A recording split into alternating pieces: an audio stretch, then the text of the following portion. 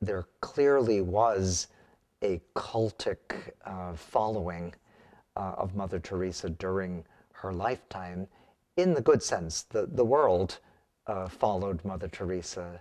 I can recall one time when she was visiting Boston, it was the story, front page story on the news, on all the television channels, the radio stations. They were all following Mother Teresa wherever she went, and particularly in her later years, wherever she went, the throngs of people just wanted to be close to her, just wanted to see her. There was the sense of wanting to touch the hem of her garment, that you were in the presence of somebody who was holy.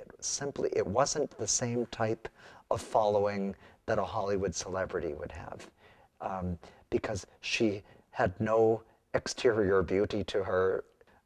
She shrunk with osteoporosis in her later years and was shriveled and frail. But there was the sense of holiness about her that people, when they were touching her, getting close to her, had the experience of being closer to God.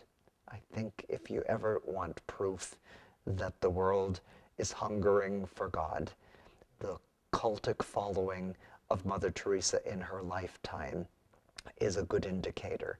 Nobody thought of her as God, but as a woman of God who was close to God, and people felt if they could even touch the hem of her garment, somehow they were brushing shoulders with God Almighty. There was that sense. Was she aware of that? Yes. Was it difficult for her to deal with that? I don't think so. It was amazing to me to look at how Mother Teresa handled the crowds and handled the adulation of the public. I once said to her, "Mother, how do you endure having your photograph being taken so often by so many people?"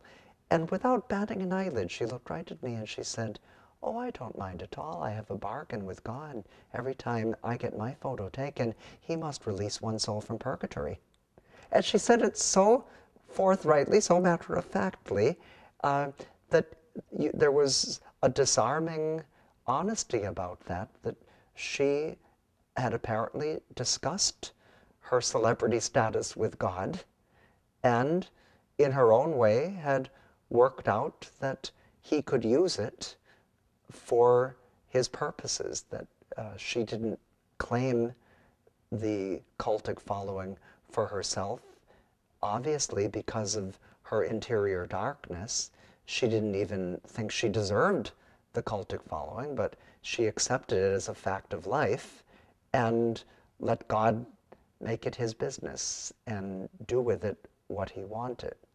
And that's precisely what's happened since she died, that her cultic following has taken an official posture within the church with the Pope's permission.